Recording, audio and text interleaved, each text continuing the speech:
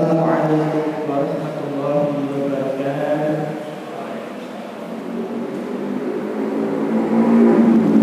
Alhamdulillah rabbil alamin, wassalatu wassalamu ala nabiyyina Muhammadin wa ala alihi wa ashabihi ajma'in, amma ba'd. Hadirin Bapak Ibu jamaah yang dirahmati Allah Subhanahu wa taala. Alhamdulillah, pada kesempatan malam hari ini ngaji bareng Samara dimulai lagi.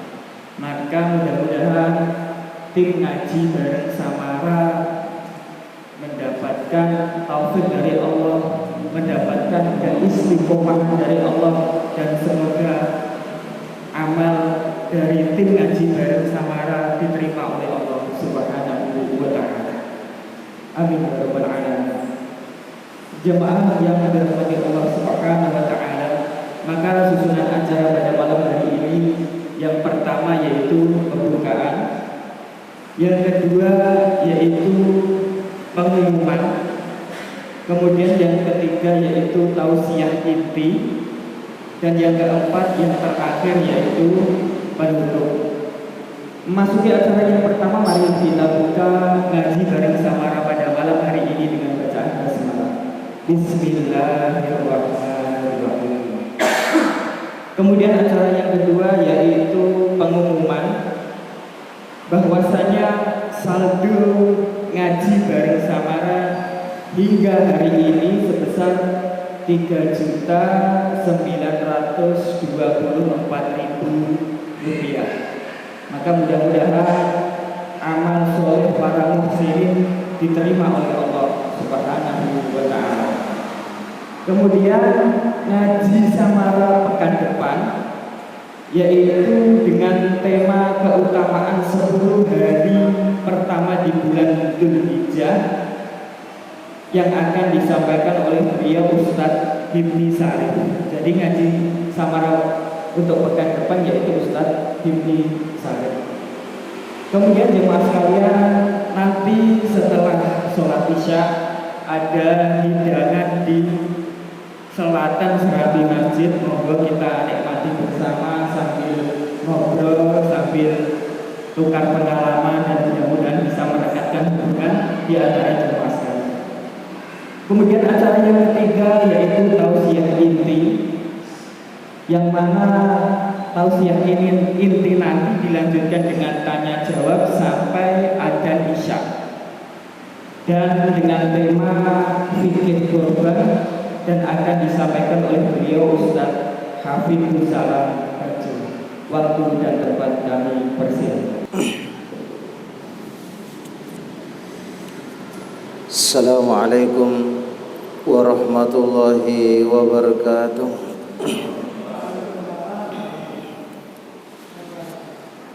Innal hamdalillah nahmaduhu wa nasta'inuhu wa nastaghfiruh wa na'udzu billahi min shururi anfusina wa min sayyiati a'malina.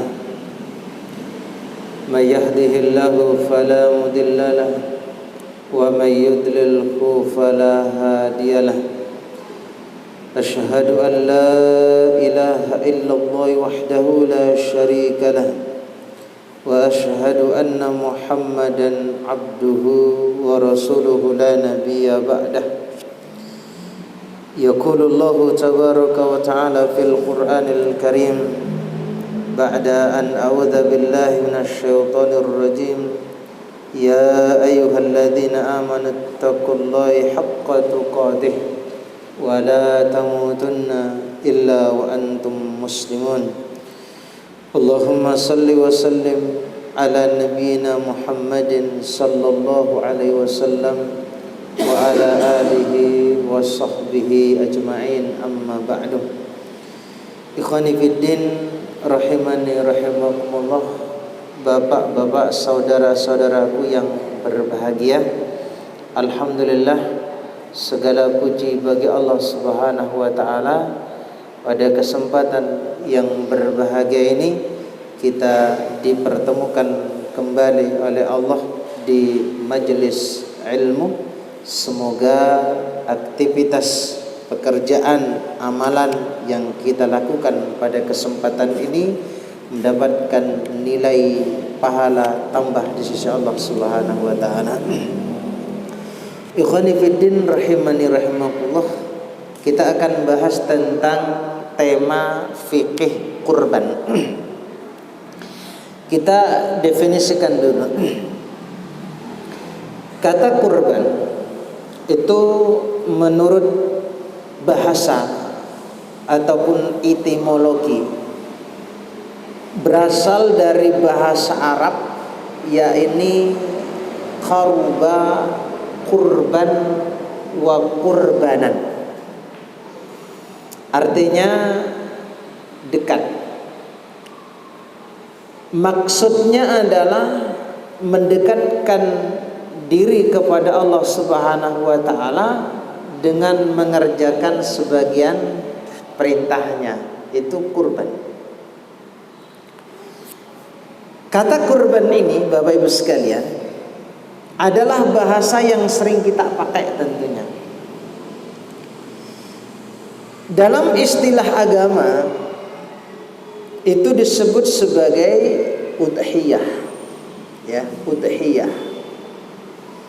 Bentuk jamak dari kata dohiyah yang berasal dari kata doha, waktu duha, yaitu sembelihan di waktu duha pada tanggal 10 sampai dengan tanggal 13 Dzulhijjah. Maka dari sinilah muncul istilah Idul Adha. Sehingga ikhwan sekalian dapat kita pahami bahwa pengertian kurban itu, bahwa pengertian udhiyah itu adalah secara syarak, kata para ulama, mayutbahu min bahimatil an'am fi yaumil adha.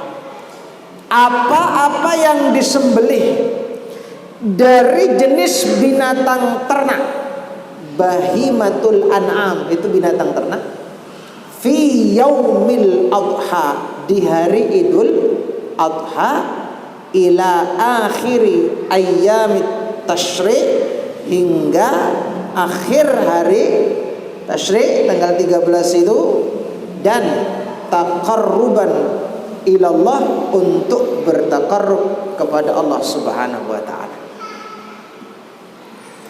Ikhwani fiddin rahimani rahimakumullah. Apa yang dimaksud dengan bahimatul anam itu? Binatang ternak itu. Binatang ternak itu adalah yang dimaksud dalam istilah pengertian ini unta, kemudian sapi, domba, kambing, itu binatang ternak. Ya, binatang ternak. Ya. Sehingga ikhwan sekalian, tidak sah berkorban kecuali dengan binatang ternak. Dan ini kata para ulama itu sudah menjadi ijma. Tapi kata sebagian para ulama ini sudah menjadi ijma, kesepakatan para ulama. Jadi selain binatang ternak, hewan ternak tadi itu, kalau kita pakai untuk korban itu tidak sah. Unta, sapi, kambing, domba. Tapi ada yang menyamakan antara kambing dan domba, ya. Betul nggak Pak, ya? Tapi kan beda kan antara domba dengan kambing, itu kan beda kalau nggak terus. Ya. Nah terus bagaimana, mungkin ada pertanyaan, bagaimana kalau kita berkorban kerbau, sah atau tidak? Kalau kita perhatikan kata para ulama, kerbau itu satu jenis dengan sapi. Jadi boleh kurban pakai kerbau. Ya, satu jenis dengan sapi. Lah, hon sekalian, ini sudah menjadi ijma kata para ulama, ya. Ini sudah menjadi ijma, cuma karena ini adalah masalah persoalan fikih, di sana ada pendapat yang membolehkan, dan ini pendapatnya Ibnu Hazm rahimahullahu taala, berkorban dengan hewan apapun yang dagingnya boleh dimakan yang berkaki 4. Pokoknya binatang itu nek berkaki 4 ya, dan dagingnya bisa kita makan, boleh. Bahkan belum mengatakan termasuk burung. Burung itu boleh dijadikan kurban. Berarti kan ayam itu kan boleh toh. Ya ayam, ya burung itu bisa kita jadikan kurban. Itu menurut pendapatnya Ibnu Hazm rahimahullahu taala. Kenapa beliau berpendapat seperti itu? Bahwa semua hewan apapun yang dagingnya yang boleh dimakan bisa kita pakai untuk kurban tadi itu, beliau berpendapat berhujjah dengan perkataan sahabat Ali bin Abi Thalib radhiyallahu an. Kata Ali, "Ma kuntu ubali law dhahaitu bidikin." Tidak penting, kata Ali, tidak penting bagiku seandainya aku bisa berkorban dengan ayam jantan, tentunya aku lakukan. Ini solusi bagi mereka-mereka yang belum bisa beli kambing, berkorban pakai ayam. Tapi nanti kan kambingnya nggak laku nanti itu kan. Ini pendapatnya Ibnu Hazm, ya, pendapatnya Ibnu Hazm. Tetapi ikhwan sekalian, menurut Abu Malik di dalam kitab Sahih Fiqhus Sunnah itu, ya, beliau menjelaskan yang lebih kuat adalah pendapat mayoritas ulama yang mengatakan bahwa kurban itu tidak sah kecuali dengan 4 jenis binatang yang saya sebutkan tadi: unta, sapi, domba, kambing. Selain daripada itu tidak sah. Ini pendapatnya jumhur ulama. Tapi memang kalau kita pahami di tengah-tengah masyarakat kita, memang rata-rata kan kurban itu pakai 4 ini kan. Kalau di Indonesia kan 1 ndak, ya, unta kan ndak tuh kalau di Indonesia nggak mampu beli kan, apalagi kan di Indonesia kan tidak ada unta, ya kan? Lain tidak kan ya sapi, kambing dan domba itu umumnya di tengah-tengah masyarakat kita. Kemudian ikhwan sekalian, yang berikutnya adalah tentang hukum berkorban ini. Apa hukum kurban itu? Para ulama itu berbeda pendapat, ya, tentang hukum korban ini. Pendapat yang pertama, dan ini pendapatnya Abu Hanifah rahimahullahu ta'ala, belum mengatakan wajib korban itu bagi yang diberi kelapangan rezeki. Wajib hukumnya orang mampu lah, orang kaya, ya, orang mampu. Siapakah orang yang mampu itu? Orang yang mampu itu adalah mereka-mereka, ya, kebutuhannya sudah tercukupi kemudian lebih. Itu namanya orang mampu. Ada ulama yang mendefinisikan seperti itu. Dalilnya apa? Kata Abu Hanifah kata Abu Hanifah ini, Allah Subhanahu wa taala berfirman, "Fasholli li rabbika wanhar." Maka dirikanlah sholat karena Tuhanmu dan berkorbanlah. Itu pendapatnya Abu Hanifah. Kemudian pendapat yang kedua adalah pendapat daripada Imam Malik, ya, dan pendapatnya Imam Asy-Syafi'i rahimahullahu ta'ala. Beliau mengatakan bahwa kurban itu ataupun udhiyah itu hukumnya sunnah, ya, hukumnya sunnah. Kenapa? Rasulullah sallallahu alaihi wasallam bersabda, "Idza dakhalatil 'ashr wa arada ahadukum ayyudhhiya fala yamassa min sya'rihi wa basyarihi syai'an." Apabila telah masuk 10 hari Dzulhijjah itu, awalnya itu, dan salah seorang di antara kalian hendak, kan, aroda, hendak, ya, dia berkeinginan, kata Nabi, ya kan, berkeinginan kan, dia berkehendak, berkeinginan untuk berudhiyah, untuk berkorban, kata Rasulullah. Berarti kan, maka hendaklah dia tidak menyentuh rambutnya dan kulitnya sedikit pun. Lah, kalimat aroda itu kata para ulama, berkehendak itu, berkeinginan itu menunjukkan dia hukumnya sunnah, ya. Itu kata Imam Asy-Syafi'i rahimahullahu taala. Ya, pendapat yang paling kuat ya. Kalau dalam kitab Kifayatul Akhyar di sana disebutkan pendapat yang paling kuat adalah pendapat yang mengatakan bahwa kurban itu hukumnya sunnah. Ya, kurban itu hukumnya sunnah. Kenapa ikhwan sekalian? Berdasarkan hadis Nabi sallallahu alaihi wasallam, kata beliau, umirtu bin nahar, aku diperintahkan untuk kurban, wa huwa sunnatul lakum, dan itu sunnah bagi kalian. Jelas kan hadisnya? Sunnah kata Nabi. Kemudian kata Nabi lagi dalam sabdanya, kutiba alayya nahar, diwajibkan atas diriku berkorban, walaysa biwajibin alaikum, dan tidak wajib bagi kalian. Maka Syafi'i berpendapat bahwa kurban itu hukumnya sunnah, bukan wajib. Ya. Siapakah orang yang disunnahkan untuk berkorban itu? Korban itu ikhwan sekalian disunnahkan pada orang-orang yang memenuhi 3 syarat.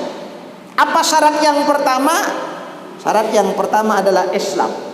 Dari Islam dulu. Ya. Terus bagaimana dengan kafir? Ya enggak. Syaratnya harus Islam. Kan kalau kafir kan ya dia kan enggak Islam kan begitu kan? Dia kan tidak Islam. Ya. Yang pertama adalah Islam, kemudian yang kedua adalah baligh. Ya, baligh. Baligh itu kalau ukuran baligh itu salah satu ukuran baligh itu kan berarti dia sudah berumur 15 tahun. Ya, umur 15 tahun. Ini yang disunnahkan ya Pak ya, umur 15 tahun. Dalam mazhab Syafi'i itu kan seseorang dikatakan baligh itu ketika berumur 15 tahun. Ya, atau dia berumur 9 tahun dia sudah mengeluarkan sperma, entah itu lewat mimpi atau lewat apa begitu, kemudian perempuan sudah haid. Itu kan tanda daripada balik. Ya. Kemudian ikhwan fillah rahimanillah, yang ketiga adalah yang disunnahkan untuk berkorban itu adalah istita'ah, memiliki kemampuan. Kalau tidak memiliki ya jangan memaksakan diri. Orang yang tidak mampu untuk membeli korban, seyogyanya jangan dia memaksakan diri untuk tetap berkorban dengan cara katakanlah berhutang. Ya. Kenapa? Karena kalau dia berhutang ya secara otomatis hitung-hitungan ya Pak ya.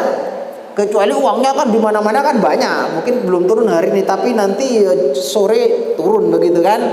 Ya, kalau berhutang berarti kan dia tidak mampu.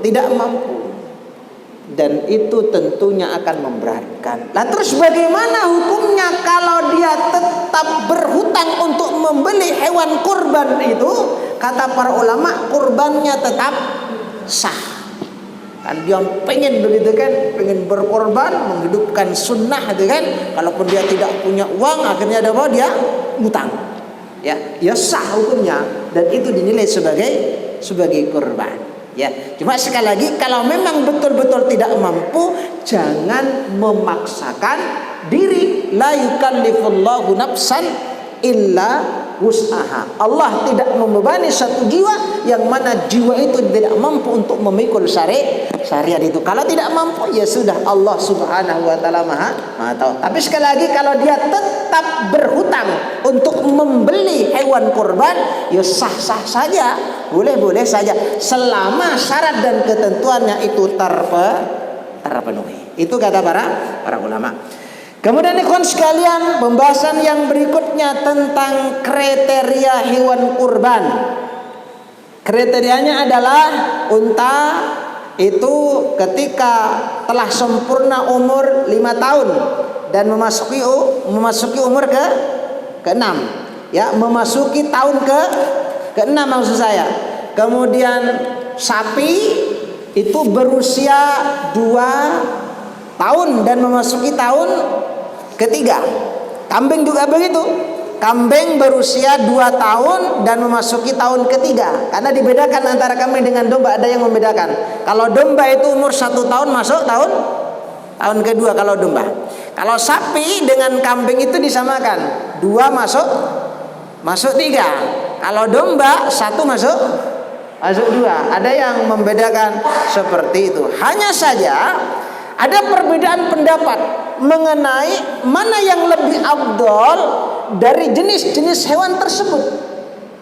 Imam Malik rahimahullahu ta'ala berpendapat bahwa yang paling utama ketika kita berkurban itu adalah kambing atau domba. Itu kata Imam Malik. Ya, kambing atau domba, kemudian sapi, lalu unta. Kenapa beliau berpendapat seperti itu? Ya, karena beliau mengacu pada kelezatan dagingnya. Karena menurut beliau lezat apa? Daging kambing itu lebih lezat daripada sapi. Itu kata beliau, tapi kata kita kayaknya beda-beda ya Pak ya. Lebih senangan mana jenengan? Sapi nopo kambing? Acuannya Imam Malik itu ya karena lebih lezatnya tadi itu. Jadi urutannya kambing atau domba, kemudian sapi, kemudian unta, yang mengacu kepada kelezatan dagingnya. Tetapi kawan sekalian, Imam Asy-Syafi'i itu berbeda. Itu kebalikannya, itu sebaliknya. Yang paling utama itu adalah unta, kemudian disusul sapi, lalu kambing. Kenapa? Karena kalau kita melihat kualitas dagingnya itu kan lebih banyak unta. Secara syiar itu nanti lebih lengkap banyak, itu kan unta, kemudian sapi. Karena melihat berat dan ringannya daging tadi itu banyak dan tidaknya daging itu, maka dalam kata Imam Asy-Syafi'i lebih utama unta, sapi urutannya, kemudian kambing. Kalau Imam Malik tadi kebalikannya, kambing, sapi, unta. Ya, jadi seperti itu. Kemudian ikhwan sekalian, selain kriteria yang kita sampaikan tadi, hewan-hewan tersebut itu harus dalam keadaan kondisinya sehat. Dia tidak boleh cacat. Ya, itu sebagaimana sabda Nabi sallallahu alaihi wasallam, arba'un la tajuzu fil adahi. Ada 4 macam hewan yang tidak sah dijadikan hewan kurban. Yang pertama adalah al-awra'u bayyin awaruha, kata Nabi, yang matanya jelas-jelas buta. Kalau bahasa Jawanya guys, picek. Itu kan warna nopo putihnya niku sudah tertutupi. Pokoknya buta.